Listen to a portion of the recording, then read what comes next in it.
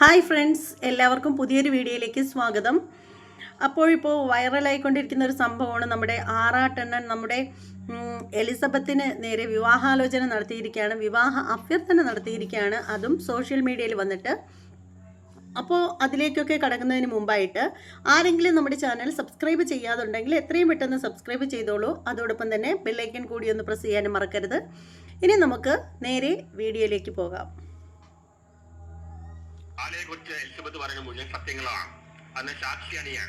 ശശിയാണ്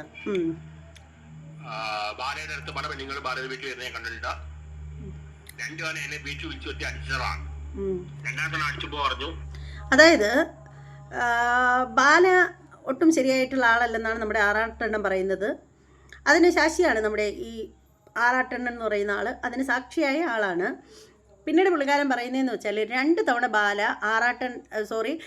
തവണ ആറാട്ടണ്ണനെ ബാലയുടെ വീട്ടിൽ വിളിച്ച് അടിച്ചിട്ടുണ്ടെന്നാണ് പറയുന്നത്. എങ്ങനെ അടിക്കാതിരിക്കും, കയ്യിരിപ്പതല്ലേ. ബാലയോട്ട് മോശമല്ല കേട്ടോ, രണ്ടുപേരും കട്ടക്കി നിൽക്കുവേ. ഒരു കള്ള വീഡിയോ എന്നെ വെച്ച് എടുത്തു. ആരെയും പറഞ്ഞു എന്റെ വീട് അറിയാം, വീട്ടിൽ വന്ന് അടിക്കുന്നു പറഞ്ഞു. ഞാൻ അരിവാല ആ വാളയെ കണ്ടിട്ടുണ്ട്, എന്നെ എന്റെ അടുത്ത് കാണിക്കാൻ വന്നാണ്. അരിവാല സത്യങ്ങളാണ്. എന്തുവാണ് അദ്ദേഹം അരിവാല എന്നൊക്കെ പറയുന്നത്? എന്തുവാടേ, ഒന്നുകൂടെ പറ, വ്യക്തമായില്ല. അരിവാലയെ കണ്ടിട്ടുണ്ടോ? സത്യങ്ങളാണ്.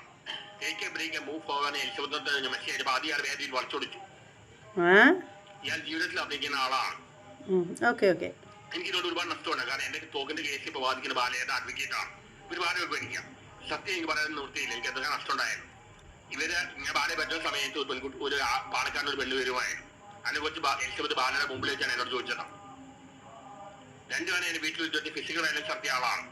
എലിസബത്താണ് ബാലയെ ആശുപത്രി കണ്ടപ്പോൾ മുഴുവൻ നോക്കിയത്. എന്നിട്ട് ഒരു നന്ദില്ലാത്ത രീതിയിലാണ് എലിസബത്ത് ശരിയല്ല എന്നോട് ബാല പറഞ്ഞു. ബാല ജീവിതത്തിൽ അഭിനയിക്കുന്ന ആളാണ്. ബാലയുടെ കയ്യിൽ തോക്കുണ്ടായിരുന്നു. എന്തായാലും ഒരാളെ ഇങ്ങനെ ഉപദ്രവിക്കരുത്. ഒരുപാട് പേരെ ഉപദ്രവിച്ചിട്ട് ആ കൂട്ടത്തിൽ എന്നെ ഉപദ്രവിച്ചിട്ടുണ്ട്. ഞാൻ പറയുന്ന സത്യങ്ങളാണ്. ഇദ്ദേഹം പറയുന്നത് മുഴുവനും സത്യങ്ങളാണ്. എല്ലാവരും വിശ്വസിക്കണം കേട്ടോ. വിശ്വസിച്ചു. അതിപ്പോൾ താങ്കൾ പറഞ്ഞില്ലെങ്കിലും ഇപ്പോൾ ഏറെക്കുറെ എന്താണ് പലരുടെ വായിൽ നിന്നും മനസ്സിലാക്കാൻ സാധിക്കുന്നുണ്ട്. ബാല എന്ന് പറയുന്നത് അത്ര ക്ലിയർ ആയിട്ടുള്ള പാർട്ടിയൊന്നും അല്ല എന്ന് എല്ലാവർക്കും മനസ്സിലാക്കാൻ സാധിച്ചിട്ടുണ്ട്. പാണ്ഡ്യനാട്ടിൽ കിടന്ന പുള്ളിക്കാരൻ നമ്മുടെ കേരളത്തിൽ വന്നിട്ട് തോക്ക് കാണിച്ച് ഭീഷണിപ്പെടുത്തണമെങ്കിൽ പുള്ളിക്കാരൻ ചില്ലറക്കാരനൊന്നും അല്ല. അത് നമുക്ക് മനസ്സിലായ ഒരു കാര്യമാണ്. അതുമാത്രമല്ല, ഇതിനു മുമ്പ് കുറേ മാസങ്ങൾക്ക് മുമ്പ് വന്നൊരു വീഡിയോയാണ്. മറ്റൊരു ചെറുപ്പക്കാരൻ ഈ പറയുന്നത് പോലെ ബാലയ്ക്കെതിരെ എന്തോ വീഡിയോ ചെയ്തപ്പോഴത്തേക്ക് ആ പുള്ളിക്കാരനെ ബാലയ്ക്കെതിരെയല്ല, ഭാര്യ കോകിലയെ അധിക്ഷേപിച്ച് ഏതാണ്ട് പറഞ്ഞു. അയാളുടെ ചാനലിൽ അയാൾ വീഡിയോ ചെയ്തിട്ടുണ്ടായിരുന്നു. അപ്പോൾ അതിൻ്റെ പേരിൽ ഈ പുള്ളിക്കാരൻ്റെ കുറച്ച് പാർട്ടികൾ വന്നിട്ട് അയാളെ ഭീഷണിപ്പെടുത്തിയതിൻ്റെയൊക്കെ ആ ഒരു സംഭവമൊക്കെ ആ ഒരു സമയത്ത് അയാൾ വീഡിയോ ഒക്കെ ചെയ്തിട്ടുണ്ടായിരുന്നു. അത് ഞാനും കണ്ടിട്ടുള്ളതാണ് കേട്ടോ. ആ ആളിൻ്റെ പേരൊന്നും എനിക്ക് ഓർമ്മയില്ല. ആ ഒരു സമയത്ത് ഞാൻ ആ വീഡിയോകളൊക്കെ കണ്ടിട്ടുണ്ടായിരുന്നു. അതാണ് എനിക്ക് പെട്ടെന്ന് ഓർമ്മ വന്നത്. അപ്പോൾ ഈ പുള്ളിക്കാരന് ഈ നമ്മുടെ ആറാടിക്കൊണ്ടിരിക്കുന്ന അണ്ണനെ, പുള്ളിക്കാരനെ എത്ര ആറാടിയാലും മതിയാവില്ല. അങ്ങനെ ഈ ആറാടുന്ന ആറാട്ടണ്ണനാണെങ്കിൽ നന്നായിട്ട് ബാലയെ അറിയാം. ബാല 2 തവണ വീട്ടിൽ വിളിച്ച് വരുത്തി പൊട്ടിച്ചു എന്നാണ് പറയുന്നത്. പിന്നെ ആറാട്ടണ്ണന് അടി കിട്ടിയില്ലെങ്കിലേ ഉള്ളൂ കാര്യം. കാരണം പുള്ളിക്കാരൻ്റെ കയ്യിരിപ്പും ഒട്ടും ശരിയല്ലല്ലോ.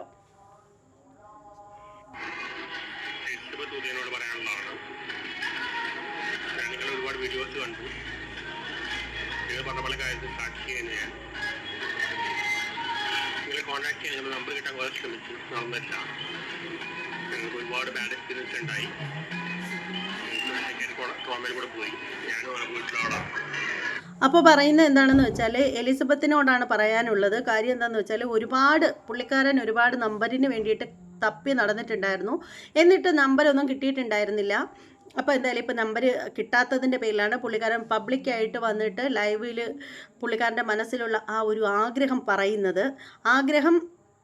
പറയുന്നതിന് തൊട്ട് മുമ്പ് പുള്ളിക്കാരൻ പറയുന്നു, എലിസബത്തും ഈ പറയുന്ന ആറാട്ടണ്ണനും ഒരേ സാഹചര്യത്തിലൂടെ കടന്നു പോയവരാണ് എന്നാണ് പറയുന്നത്. അപ്പോൾ ഇനി ബാക്കി കേൾക്കാം.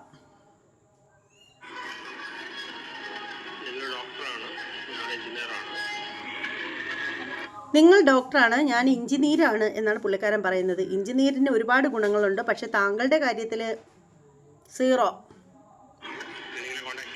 ഒരുപാട് ശ്രമിച്ചു, പക്ഷെ നമ്പർ കിട്ടുന്നില്ല. അതുകൊണ്ടാണ് പബ്ലിക്കായിട്ട് പറയുന്നത്. ഇപ്പോൾ നമ്മൾ തമ്മിൽ ഒരുപാട് സിമിലാരിറ്റീസ് ഉണ്ട്. എനിക്കിനി കല്യാണം കഴിക്കാൻ താല്പര്യം ഉണ്ടെങ്കിൽ കല്യാണം കഴിക്കാൻ താല്പര്യമുണ്ട്. ഇപ്പോൾ രണ്ടുപേരും ഒരുപാട് വർഷങ്ങളോട് പോയിട്ട് എന്നെക്കാൾ പ്രശ്നം അനുഭവിച്ച നിങ്ങളാണ്. ഞാൻ പബ്ലിക്കായിട്ട് പറയാൻ കാരണം ഞാൻ നിങ്ങളെ കോൺടാക്ട് ചെയ്യാൻ നമ്പർ കിട്ടാൻ വളരെ കിട്ടിയില്ല. ബാല എന്തുവേണേ എന്നും ചെയ്യാം, നിങ്ങളും ചെയ്യാം.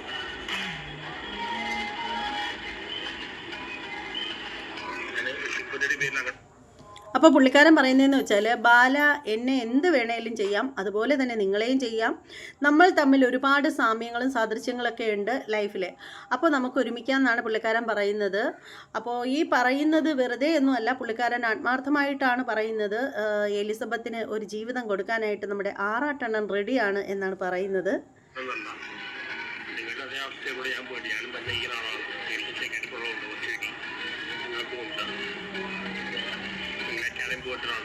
ഫാമിലി അക്കാഡമി പോയിട്ടാണ്, എൻ്റെ ഫാമിലി അക്കാഡമി പോയിട്ടാണ്.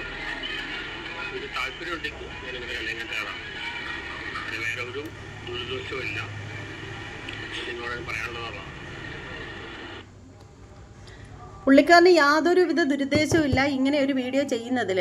അതായത് ഈ പറയുന്ന നമ്മുടെ എലിസബത്തിനെ വിവാഹാലോചിക്കുന്നതിൽ പുള്ളിക്കാരന് യാതൊരു ദുരുദ്ദേശവും ഇല്ലെന്നാണ് പറയുന്നത്. പക്ഷേ എത്ര ദുരുദ്ദേശം ഇല്ലെന്ന് പറഞ്ഞാലും എടോ 10 പൈസയുടെ ഒരു വിവരം എന്ന് പറയുന്നതുണ്ടല്ലോ വേണം. ഒരു സ്ത്രീയെ, അതും അവരവരുടെ ഭർത്താവിനെ ചൊല്ലി ആ ഒരു വേദനയിൽ നിൽക്കുന്ന ഒരു സമയത്ത്, അവർ തമ്മിൽ ഇങ്ങനെ പോട്ടി നടക്കുന്ന ആ ഒരു സമയത്ത് തന്നെ കലക്ക വെള്ളത്തിൽ മീൻ പിടിക്കുന്നത് പോലെ താൻ അതിൻ്റെ ഇടയ്ക്ക് കയറി വന്നിട്ട് തനിക്ക് എന്തിൻ്റെ കുത്തുകഴപ്പാടോ, പറയാണ്ടിരിക്കാൻ നിവൃത്തിയില്ല.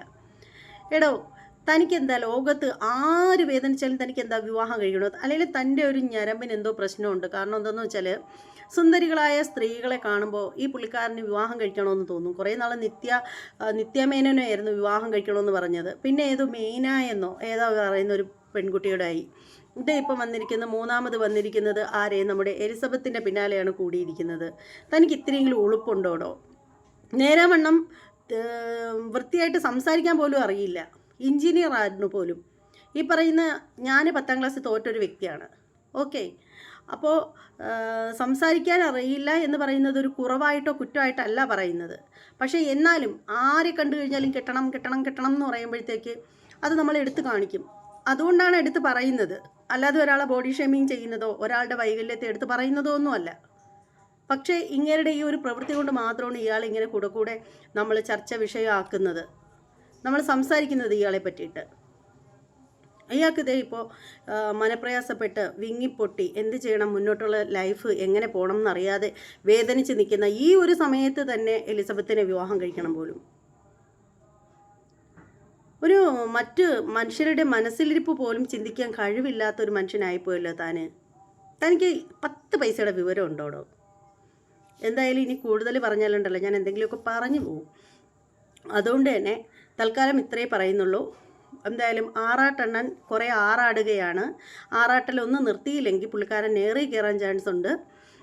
പിന്നെ പുള്ളിക്കാരനെ വിമർശിക്കുന്നതിൻ്റെ പേരിൽ ചിലപ്പോൾ അധികമായി കഴിഞ്ഞാൽ നമ്മൾ ഏറി കയറേണ്ടി വരും. അതുകൊണ്ട് തൽക്കാലം ഞാനും നിർത്തുകയാണ്. ഈ ഒരു വീഡിയോയെ കുറിച്ചിട്ടുള്ള നിങ്ങളുടെ അഭിപ്രായങ്ങളൊക്കെ ഒന്ന് കമൻറ്റ് ചെയ്തോളൂ. ഇനി മറ്റൊരു വീഡിയോയുമായിട്ട് വരുന്നത് വരെ എല്ലാവർക്കും ബൈ. പക്ഷേ ചാനൽ സബ്സ്ക്രൈബ് ചെയ്യാൻ മറക്കരുത്.